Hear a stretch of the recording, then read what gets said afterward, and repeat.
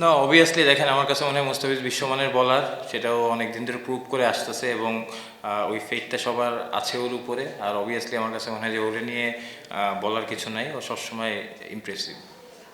না, অবভিয়াসলি ও বিন্দাস আছে, but at the same time আমার কাছে মনে হয় যে খারাপ লাগা তো থাকতেই পারে, কারণ ও যেটা ডিজার্ভ করে আমার কাছে মনে হয় যে এর আগেও আরও বেশি আরও ডিজার্ভ করতো এবং অবভিয়াসলি ওই জায়গার থেকে থাকতে পারে, বাট আমার কাছে মনে হয় যে হি ইজ ফাইন। দেখেন আমার কাছে মনে হয় সব থেকে ইম্পর্টেন্ট, আমরা একটা টিম হিসেবে খেলতে চাচ্ছি।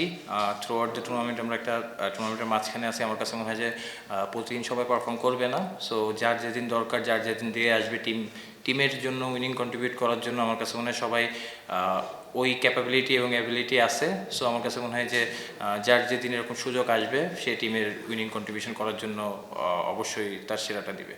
না, অফিসিয়ালি আমি আরও জানি না, যেহেতু আমারও ম্যাচ ছিল, আমি সব কিছুর বাইরে ওইভাবে অফিসিয়ালি জানি না। যাই হোক, যদি থাকি আলহামদুলিল্লাহ। আমার কাছে মনে হয় যে আচ্ছা আচ্ছা আলহামদুলিল্লাহ। আমার কাছে মনে হয় যে সবথেকে ইম্পর্টেন্ট যেটা, যে পার্টটা আমরা এখন যেহেতু ফ্র্যাঞ্চাইজি ক্রিকেট রংপুরে হয়ে খেলতেছি, এখানে আমাদের সেরাটা দেওয়ার চেষ্টা করতেছি। অ্যাট দ্য সেম টাইম আমার কাছে মনে হয় যেহেতু এটার পরপরই ওয়ার্ল্ড কাপ, সো এখান থেকে যে কনফিডেন্ট বা যে বুস্ট আপটা আমরা পাবো, এটা অবশ্যই ওয়ার্ল্ড কাপে কাজে দিবে।